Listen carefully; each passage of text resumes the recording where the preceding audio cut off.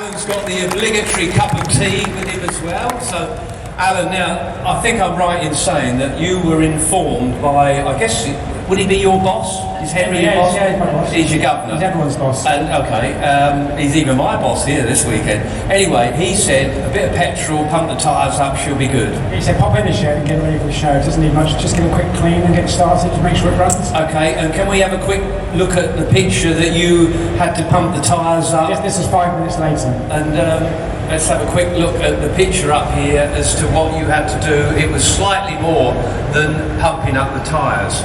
So, what was knackered on it? The whole bike had been loosely put together. I think it had been blown up because the crankcases were welded together out of 2 pieces. I bought it off a guy called James Hewing. not from the National Motorcycle Museum. That very one. He told me it's a 750 Triton. Yeah, there's not a single Triumph bit in it. What? There is no Triumph anywhere near it. So look, you were going on this morning about this, I don't believe you. Okay, look, I know it's a Norton featherbed frame, but that's a Triumph engine. No, it's not. What? It's not. Seriously? It's Weslake. It's a Weslake engine. That's what makes it quite unique.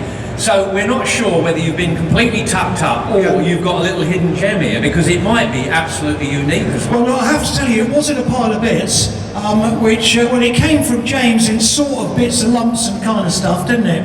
Yeah. But he said just put air in it, it'll be fine. And it'd start. Yeah, but it's never started. Yeah, but can we have a look at why it probably wouldn't start? I think we've got another slide here, haven't we? There's the crankshaft that have got, I don't know what, bubble wrap round the conroll. Kitchen roll. Kitchen roll, right. How long do you think it's been like that? Years and years, because the tape had gone really dry and the glue had gone off, so 15, 20 years probably. So it was probably little kitchen roll. I think it was loosely put back together, I think, because the crankcases were broken. Oh good, right, well done. All right, don't get too And is close. that Silcoline oil you use? Oh yeah, we like a bit of Silcoline, don't we? So that means that the plugs can go back in now, and with any kind of luck we should get a noise coming from it. Oh my God, seriously man, this is absolutely kosher. We have never started this. No, seriously we haven't. We don't even know if it's going to go. At least the valves haven't hit the pistons, so we've still got the cam timing right.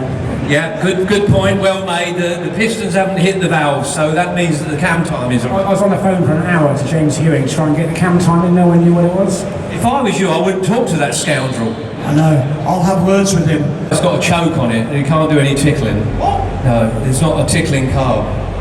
It's just got a choke on it. It's quite, I don't think the carburetors are the original ones. He nearly went. Steve, because you're the oldest. No. Skid went down this morning. I know he did.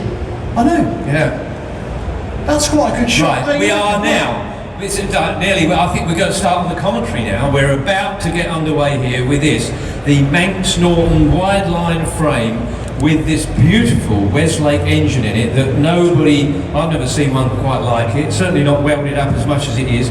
Alan is just titivating now, Sorry, can you hold that? Okay. Can I just say one thing? When Alan starts titivating like that, you know he's quite nervous whether it'll go or not. So am I. No, seriously. I've been the one that's saying it's going to go. I know that. Once he I gets- have faith that it's going to go. Now what he's doing with the tissue is delaying actually trying to start it. Yeah. So now I have a conversation with Guy about how it might or might not.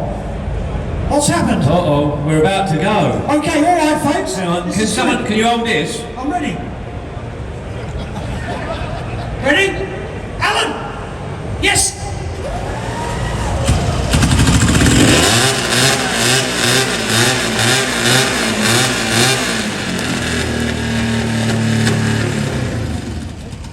That is absurd. Honest to God. Unbelievable, seriously, that is unbelievable. That is unbelievable. That bike hasn't been running for, we reckon, 25 Seriously? years. First spin over, it went. We can win with this. That's fantastic, it sounds great, Al. It is unbelievable. That engine has been all welded up. That's really fluid, that engine. It's one shaking. Look at that. Look at that. Genuine first start. Fingers shaking. Look at that. Unbelievable. I can't believe it went just as quick as that. And that has just been cobbled together pretty much by you. When I say cobbled together, you've got a piece of a turd really, and he's put it all back together again. Don't call it a turd, man. It's a turd, but it's running like a dream.